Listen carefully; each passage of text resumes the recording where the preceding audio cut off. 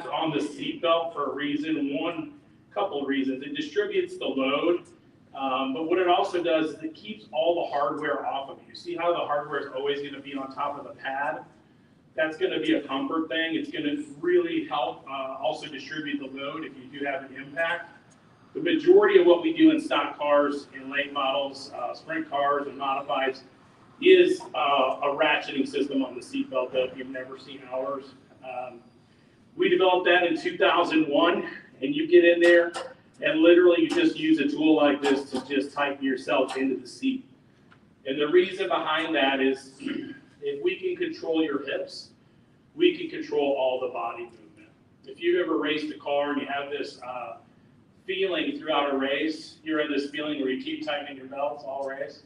Well, what's really happening is your belts aren't loosening. What's happening is your hips are moving forward and you're trying to compensate for that by pulling down. But what you're actually doing is putting your back in a more vulnerable position for injury. All right, because your hips are way out now, right?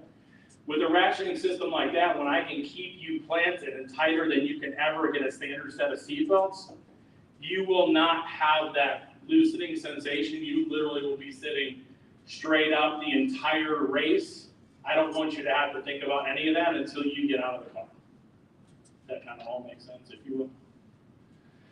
Anybody's free to hop in this and try this. We'll have it in our booth all week here.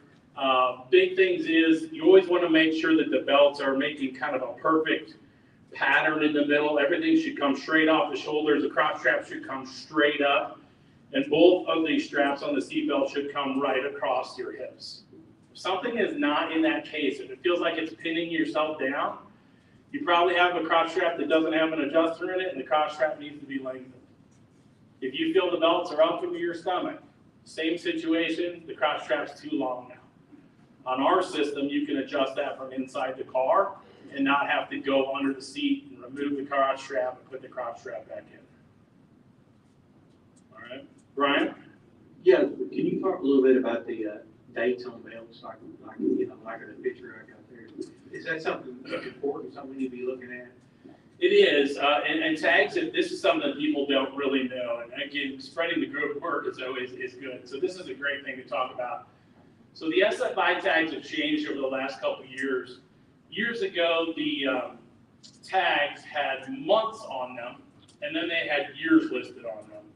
And you punch the little hole to say, hey, it was made in January of 2025. And then we said the belts were good 2 years from that date. All right? Now, if you remember Brad talking about invalid and counterfeit tags and things like that, there's a certain amount of shenanigans that were going on with those tags. And one of those shenanigans was belt manufacturers were saying that their belts were made in the USA, and they were not. And it takes time when the belts are made in another country and they come here, right?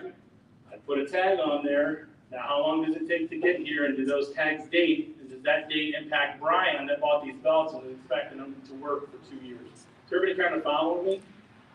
Well, the shenanigans were they weren't punching the holes there, and they were getting shipped here, and they were saying, okay, Brian, when you sell these, open the box and punch the holes so we don't get in trouble, and then your people that you're selling them to are going to get 2 years out of them, okay?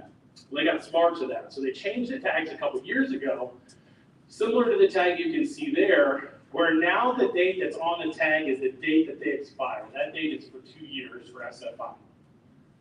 Now, there are some sanctioning bodies that will say, hey, you can use your belts for 3 years. You have to check with your own sanctioning body. It's something you have to do. So in this case, that belt right there expires December of 24.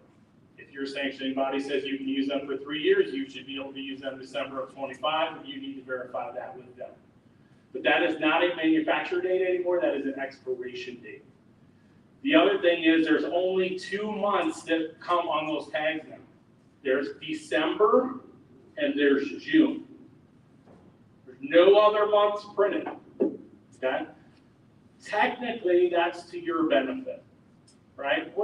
Remind me what tags are right now. They're June of 27? Okay. You were order set now. The tags are June of 27 that we're putting on there.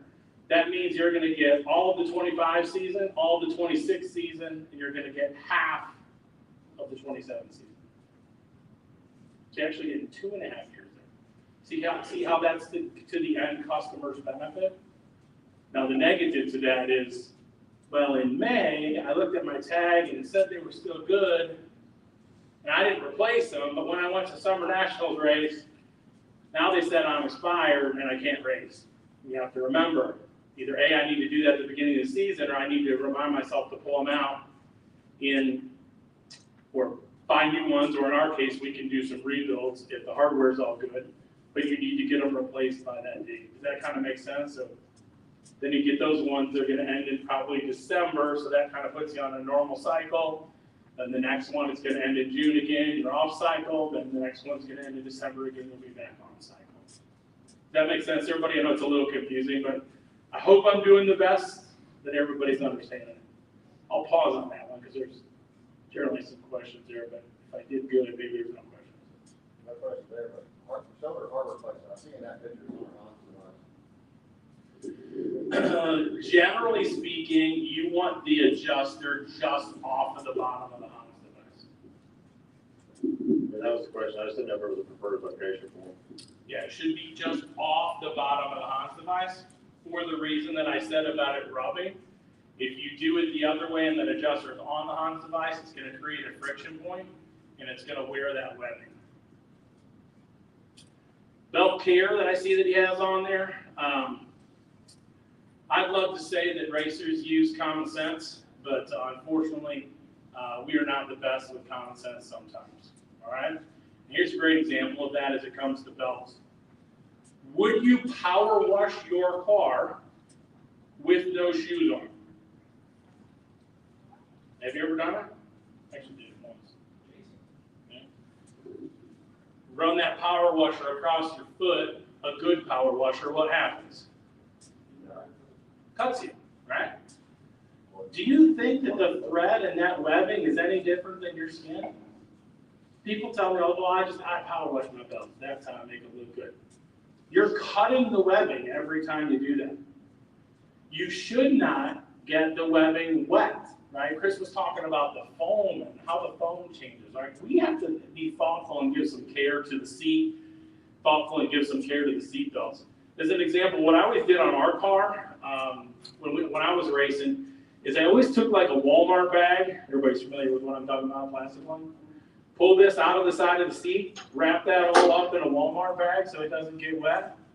And then on the actual seat itself, I always took a 55-gallon trash bag, slid it down one side, and the seat belts only got wet slightly back here when I was cleaning the deck. But I want to keep as much water off there as I can. Right?